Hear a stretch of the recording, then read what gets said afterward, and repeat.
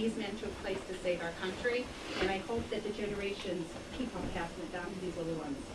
Okay? Thanks. Amen.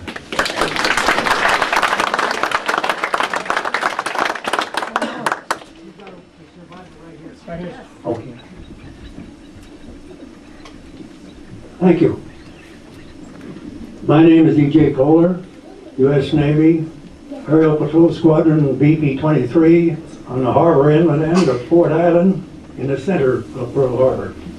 I had the 0800 to 1200 hangar watch that morning, and I'm sorry to say that happened on my watch, but it wasn't my fault. Anyway, the first realization that I had was something was different as I heard this airplane in what I knew was a power dive, and the next thing I knew there was this humongous roar. The hangar wall and windows behind me came in, showered me with glass, and drove me into the desk at which I was sitting. I hadn't yet assumed my watch position. I ran out. I thought one of our air crews were coming back. The carriers had left a few days before, and I thought they were coming back in.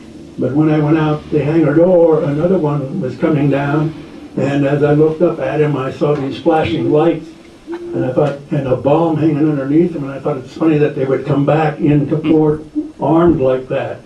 I later realized that those flashes of fire and the funny sounds I was hearing was machine gun firing, the muzzle blast of machine guns, and those bullets striking the hangar and the apron around me. About that same time, he released his bomb, and it looked like if I would have stood there, I could have caught it. But I got out of there quickly, went back in the hangar looking for a firearm or something to do what best I could. The duty officer was directing everybody into a ditch behind the hangar. We went there, but only for a moment. The duty ordnanceman and myself and a few other guys rushed back to the ammo shack, got machine guns and ammunition, and I spent the balance of that morning firing a 50 caliber machine gun at each and every enemy aircraft that come within my range of fire. Some may be even beyond my range of fire, but I did so with full and complete intent to kill. I don't know that I did, but I did the best I could that morning. I'd like to make a suggestion to you too, the rest and everybody here, that my fellow survivors and I have stood before you tonight as a living reminder of those 2,300 some odd people who for the past 46 years, because of that event, have not been able to stand for themselves.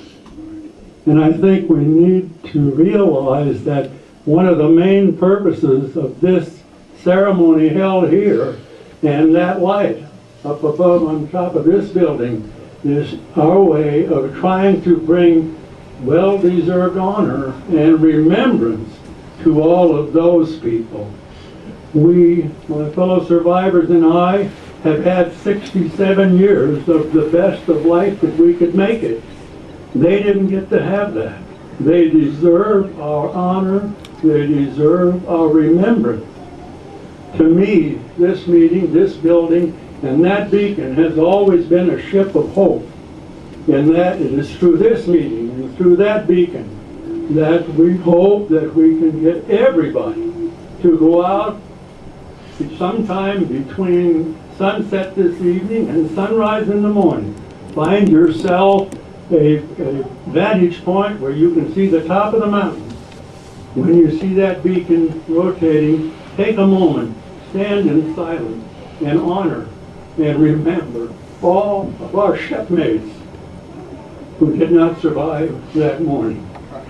If we can do that, if we can leave the top of this mountain knowing that you will do that, that will give extra meaning and extra purpose to our survival.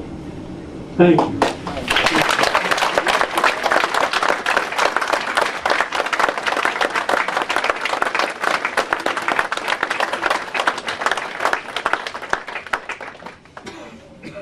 The survivors are deeply grateful to the co-sponsorship of this event by the organization Save Mount Diablo.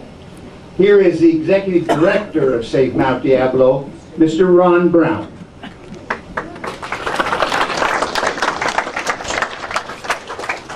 Thank you, Wayne. Thanks, everybody. Thank you for coming and being here today. We're all truly honored. Pearl Harbor, December 7th, 1941, our nation was attacked, and our nation responded.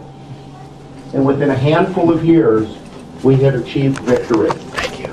We achieved peace and security for our nation and for the generations that came afterwards. Oh, look at the eagle. Why don't you look at the eagle?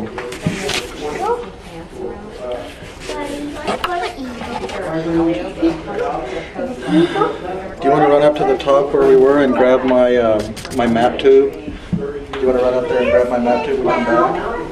Don't try your shoe.